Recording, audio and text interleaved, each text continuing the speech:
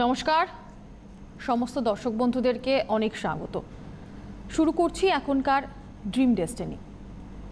আপনারা জানেন এই যে প্রত্যেক সোমবার এবং মঙ্গলবার ঠিক রাত্রিবেলা 11টার সময় ড্রিম ডেস্টিনি আপনাদের সামনে আসে। বিশেষ কিছু অনুষ্ঠান শ্রী মণি ভাস্কর স্যার আপনাদের জন্য নিয়ে আসেন। নির্দিষ্ট কিছু বিষয়বস্তু থাকে এবং সেই বিষয়বস্তুগুলো একজন মানুষকে নাড়িয়ে দেওয়ার জন্য যথেষ্ট। আমাদেরকে নতুন করে ভাবতে শেখায়, আমাদের নিজেদেরকে আয়নার সামনে দাঁড় করায় এবং কখনো কখনো সেই আয়নাটা আমরা নিজেরা ফেস করতে পারি না। এটা আমার ক্ষেত্রে বহুবার হয়েছে।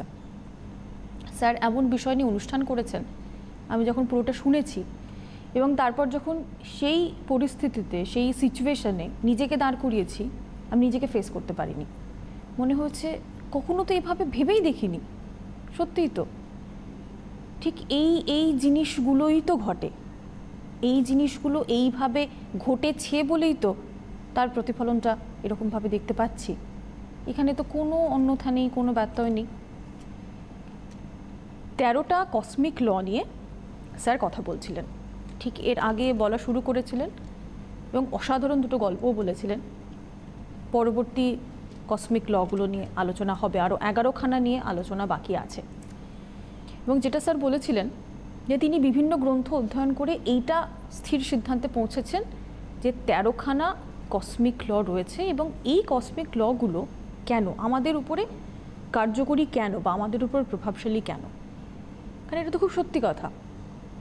আমরা যেটা ভাবি, যেটা করি, যেটা অনুভব করি এবং অতীতে যা করেছি কোনোটাই তো আমাদের থেকে আলাদা করা যায় না। ঠিক সে কারণেই আমাদের ভাবনার, আমাদের কথনের, আমাদের আচরণের, আমাদের অতীত কৃতকর্মের সমস্তটার ঠিক যা যা প্রতিফলন ঘটা উচিত আমাদের জীবনে সেই প্রতিফলনই ঘটে।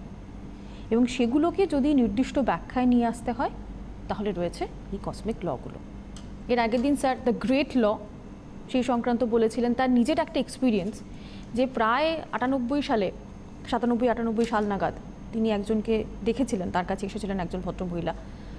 তার সম্বন্ধে স্যারের প্রেডিকশন, পরবর্তী সময় তার জীবনের ঘটনা এবং যে ব্যক্তির দ্বারা তিনি একসময় প্রতারিত হয়েছিলেন ইমোশনের জায়গা থেকে, তার কাছে আবার সেটা আরও ব্যাপক অর্থে আরও ঋণাত্মক ওয়েতে ফিরে আসা, সেই পুরো এক্সপিরিয়েন্সটা স্যার শেয়ার করেছিলেন।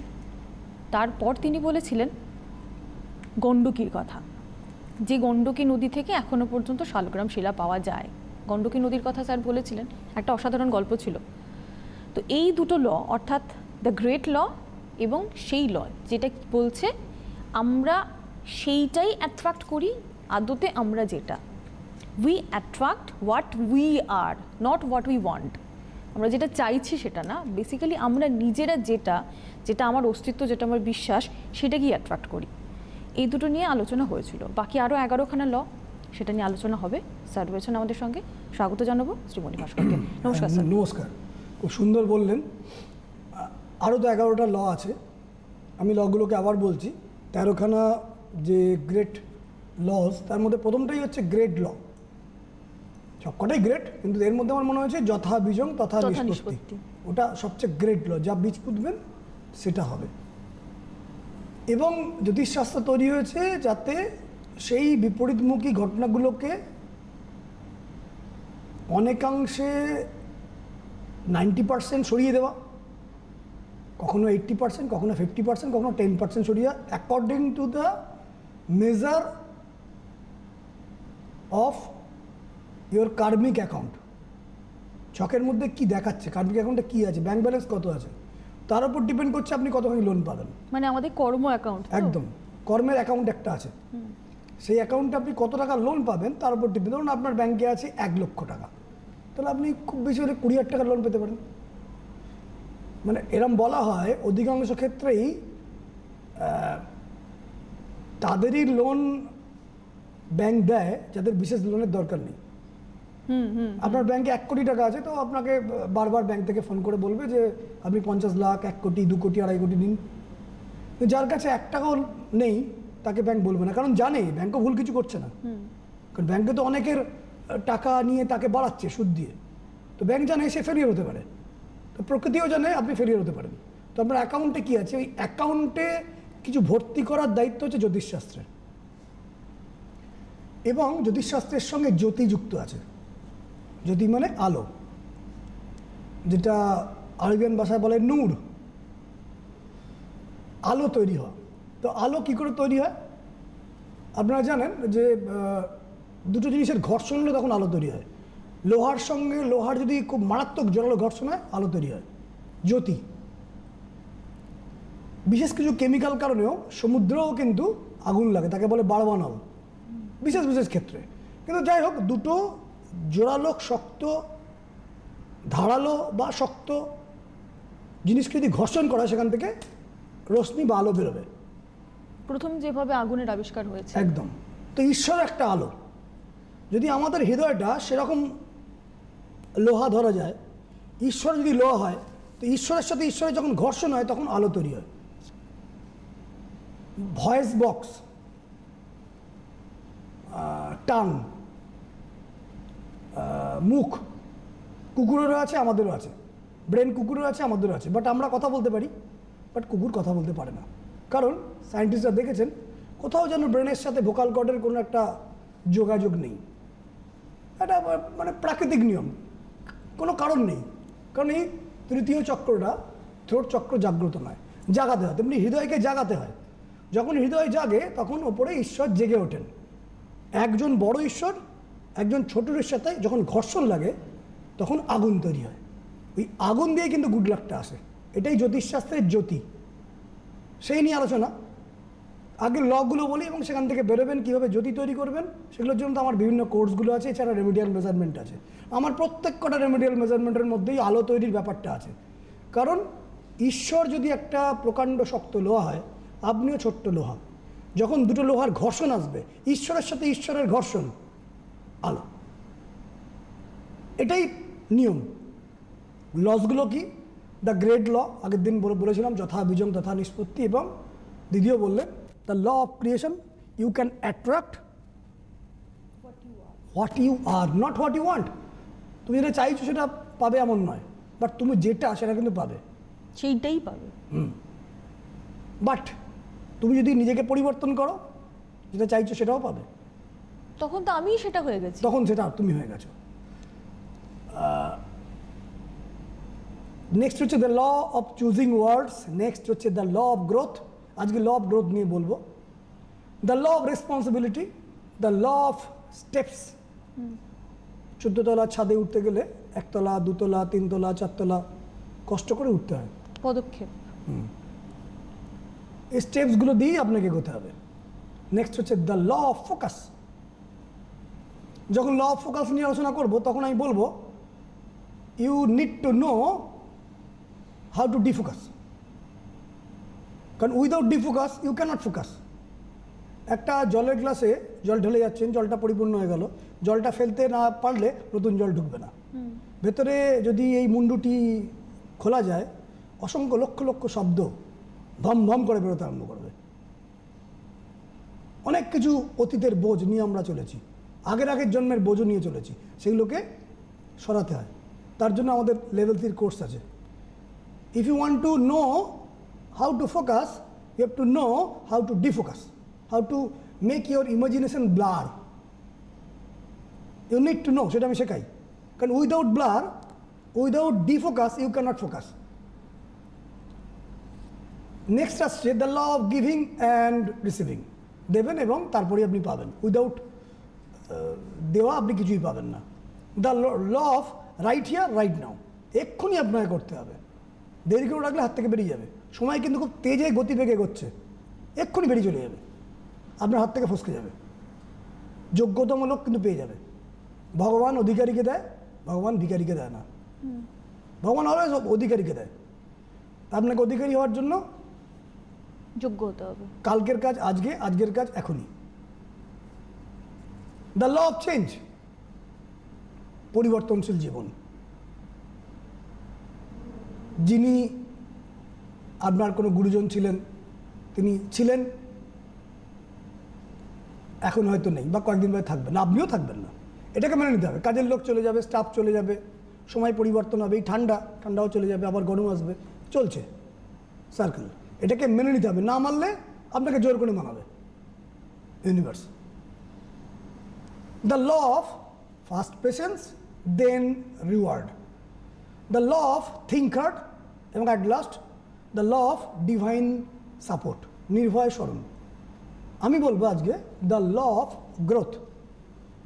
যা খাবেন, যা ভাববেন, যার সাথে মিশবেন, যা কিছু লিখবেন, যা কিছু ভাববেন, মোবাইলে যা কিছু দেখবেন, নিউজ যা কিছু দেখবেন, যা কিছু করবেন, মেনলি ইনার ওয়ার্ল্ডে, সেটা আপনার কাছে কিন্তু গ্রোথ হতে আরম্ভ করবে। জীবনে সফলতা পেতে গেলে, গ্রোথ আনতে গেলে, গ্রোথ, ডেভেলপমেন্ট, প্রসপারিটি, যে কোনো লাইনে আপনার 4টে জিনিস দরকার। নাম্বার 1 সংকল্প, কঠিন সংকল্প, মজবুত সংকল্প, দৃঢ় সংকল্প, সংগঠন, সম্পত্তি এবং রাজশক্তি। ইফ ইউ ওয়ান্ট গ্রোথ, আপনার 4টে জিনিস দরকার। যদি আপনি উন্নতি চান, বৃদ্ধি চান, সংকল্প, দৃঢ় সংকল্প, তার সাথে সংগঠন দরকার, তার সাথে সম্পত্তি দরকার, তার সাথে রাজশক্তি দরকার। সংকল্প যখন খুব মজবুত হয়, তেজস্বিতা পূর্ণ হয়, চৈতন্যযুক্ত হয়, দিব্য চৈতন্যযুক্ত হয়, তখন অটোমেটিক্যালি সংগঠন তৈরি হতে আরম্ভ করে। সংগঠন এবং সংকল্প যখন ঈশ্বরের কৃপার সাথে মেশে, তখন অটোমেটিক্যালি সম্পত্তি এবং রাজশক্তি আকর্ষিত হয়। এখন সংকল্প কাকে বলে? আপনার জীবন আপনি চাইছেন, কিছু একটা চাইছেন, সেটা আপনি পাবেন কি পাবেন না রাশিচক্র ডিপেন্ড করে, কিন্তু আপনার ইচ্ছাও ডিপেন্ড করে। কীরকম? আপনার ইচ্ছা যদি ভ্রমিত হয়, যদি অস্থির হয়, যদি ফিবল হয়, ইচ্ছা আসে ভাবনা থেকে। যেমন যেমন আমরা ভাবনা করি, তেমন তেমন আমাদের ইচ্ছা প্রকট হয় এবং কর্ম সম্পাদনের ইচ্ছা প্রকট হয়। ইচ্ছা যদি স্বল্প মাত্রায় হয় এবং অস্থির হয়, তাহলে তা পরিবর্তনশীল হয়। আমরা এক জায়গায় ইচ্ছাটাকে ফোকাস করতে পারি না। ইচ্ছা যখন পরিবর্তনশীল হয়, তখন সেটি আমাদের মন, মস্তিষ্ক, আমাদের নার্ভে, আমাদের রক্তে, চারপাশে ব্রহ্মাণ্ডের মধ্যে কোনো তরঙ্গ সৃষ্টি করে না। আর উইদাউট তরঙ্গ, বোম তত্ত্ব, ইউ ক্যানট ক্রিয়েট। ইচ্ছা যখন মজবুত হয়, ইচ্ছা যখন অনেক গভীর এবং গাঢ় হয়, ইচ্ছা যখন কঠিন হয়, সেই ইচ্ছাকে স্থির ইচ্ছা বলে। স্থির ইচ্ছা, স্থির ইচ্ছার সাথে যখন চেতনার বীজ যুক্ত হয়, চেতনা যখন স্থির ইচ্ছার সাথে, স্থির ইচ্ছা, একটা মজবুত স্থির ইচ্ছা, আমি ওটা করবো। ইচ্ছা মানে কিন্তু এখানে ঠিক ডিজায়ার বা লাস্ট নয়। Whenever you make some last desire, 90% chance ওটা হবে না। If you find it goal, হলো না, এগেন আই উইল ট্রাই। মানে এটা লক্ষ্য, লক্ষ্য, that will happen. If you make last desire, ওইভাবে যদি ডিজায়ার করেন 90% ক্ষেত্রে হবে না। If you make it goal, target, then you have to make what are not your target. If you make target, you have to find out what are not your targets, ওটাকে সরিয়ে দেওয়া। তখন সেই টার্গেটটা ফিক্সড হয়ে যায়, স্থির হয়ে যায়। তার সঙ্গে যখন চেতনার বীজ যুক্ত হয়, তখন তাকে সংকল্প বলে। মানে প্রথমে ইচ্ছাটা কঠিন, ফিক্সড, স্থির, তার সঙ্গে চেতনার বীজ যুক্ত হওয়া ইজ ইকুয়াল টু সংকল্প।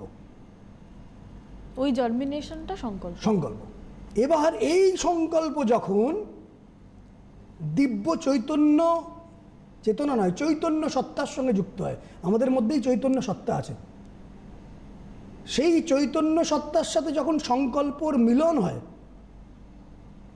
ভেতরের চৈতন্য সত্তা, ওই বললাম লোহার সাথে লোহার ঘর্ষণ আলো, জলের সাথে জলের ঘর্ষণ আলো, হিট, কেমিক্যাল দিয়ে হোক যেভাবে হোক ঘর্ষণ, মানে কিছু পেতে গেলে আপনাকেও যে আপনি ছোট ঈশ্বর, তার ঈশ্বরের প্রাণটা তৈরি করতে হবে। ওই দেখুন ভগবান আমাদেরকে কিন্তু থ্রোট চক্র দিয়েছে, আমরা কথা বলতে পারি, কুকুর পারে না, কারণ ওটা জাগাতে পারছে না, আমরা জাগাতে পেরেছি। তেমনি হার্টকেও জাগানো যায়, আমাদের 7খানা চক্রকে জাগানো যায়। বিভিন্ন চক্র বিভিন্ন পারপাসে ইউজ হয়।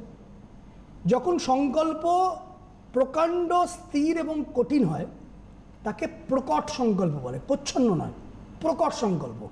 প্রকট সংকল্প যখন চৈতন্য লাভ করে, চৈতন্য সত্তার সাথে যুক্ত হয় এবং মজবুতি এবং স্থির আকার ধারণ করে, তার সাথে যখন ঈশ্বরের পরমাত্মার কৃপা মেশে, দ্যাট ইজ ইকুয়াল টু সিদ্ধি।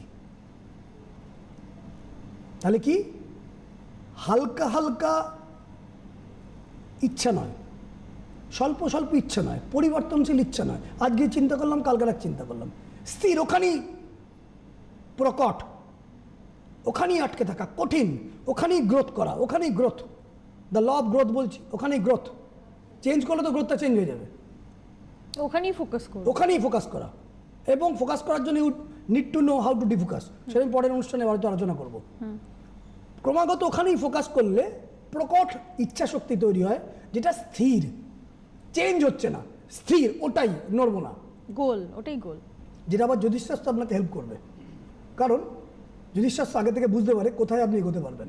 আপনার ভাইয়ের বোন ভালো ডাক্তার হয়েছে মানে কি আপনার মেয়ে ডাক্তার হবে? নাও হতে পারে, আপনার মেয়ে অন্য কিছু হতে পারে। বা কেউ কোনো লাইনে গিয়ে, ইঞ্জিনিয়ারিং লাইনে গিয়ে ফেলিয়ার হয়েছে মানে আপনার সন্তান ফেলিয়ার হবে, সেটা নাও হতে পারে। প্রত্যেকের আলাদা কিছু জায়গা আছে, নির্দিষ্ট সত্তা আছে, সেটা ছক ইন্ডিকেট করে দেয়। এই জন্য জ্যোতিষশাস্ত্র জানার প্রয়োজন, যে কোথায় আমার গোলটা আছে। আমি আগে থেকেই অনেক নেগেটিভগুলোকে সরিয়ে দিতে পারছি, চুজ করে নিতে পারছি কোন জায়গাটা, যেটা আলটিমেটলি ইউনিভার্স আমাকে সাপোর্ট করবে, ওইটাতেই আমি আটকে থাকবো। দ্য ল অফ গ্রোথ, এই জন্য জানাও জ্যোতিষশাস্ত্রের মধ্যে রবি, কেতু, শনি ইত্যাদি দেখে কোন জায়গায় এনার্জি পুডলিটা আছে, যে আমাকে এনার্জি সোর্স দেবে। সেই এনার্জি, যেমন কোন একটা খাবার একটু টেস্টটা কম আছে, নুনটা কম আছে বলে সেখানে নুনটাই দিতে হবে, চিনি দিয়ে আবার টেস্ট পাবেন না। উইদাউট চা, উইদাউট চিনি চা খেতে কেমন বিচ্ছিরি লাগে, যারা খান ঠিক আছে, বিস্বাদ লাগে টাইপের, তো চিনি দিলে টেস্টটা চেঞ্জ হয়ে যায়। ইউ নিড দ্যাট সুগার, সুগারটাই দিতে হবে, ওটাতেই লেগে থাকতে হবে। না পাচ্ছি না সুগার, এখন নুন দিয়ে দিই, হবে না, হবে না, ওটাতেই লেগে থাকতে হবে। যখন সেখানে চৈতন্য সত্তা যুক্ত হবে, ঈশ্বরের কৃপা মিশবে, তখন সিদ্ধি আসবে। কিন্তু সিদ্ধি একবার এলো, লাগাতার আসবে না। লাগাতার সিদ্ধির জন্য আপনার নিজের তেজস্বিতাযুক্ত ঊর্জা, ভেতরের ঊর্জা, কৌশলযুক্ত উপলব্ধি, অনুভব, কাজ করতে করতে নানা রকম জায়গায় লোকে ঠেকে, ও আচ্ছা এটা ঠেকলো, তার থেকে মানুষের অনুভব তৈরি হয়, অনুভব থেকে কৌশল নির্মাণ হয়। উইদাউট কৌশল আপনি কিচ্ছু পারবেন না। যেমন আমি সেনগেটে দেখছিলাম একটা জায়গায় ইউটিউবে, কোন একটি ছেলে, বাচ্চা ছেলে, একটা লম্বা সিঁড়ির ধার দিয়ে ওপর দিয়ে সাইকেলে করে চালাচ্ছে। অনেকে ফেলিওর হচ্ছে, বাট সে ফেলিওর হচ্ছে না। কিন্তু প্রথমে সে কিন্তু ফেলিওর হয়েছে নিশ্চয়ই, সে পড়েছে, পড়তে পড়তে পড়তে সে জানতে পেরে গেছে কীভাবে, কী কৌশলে ব্যালেন্স করে ওই সিঁড়ির রেলিংয়ের ওপর দিয়ে সাইকেলটা চালানো যায়। ওই স্কিলটা ডেভেলপ করেছে। You need the skill. তাহলে কি কৌশলযুক্ত উপলব্ধি, অনেক রকম কৌশল আছে, শটের সাথে সাট্যতা, প্রিয়জনকে ক্ষমা করা, হিংসুক ব্যক্তির কাছে দুর্দমনীয় মনোভাব, বীরত্ব, এগুলোও কৌশল। কৌশলযুক্ত উপলব্ধি যখন যুক্ত হয় নিজের তেজস্বিতাযুক্ত ঊর্জার সাথে, এবং সেটা সমর্পণের ভাবনা যুক্ত হয়।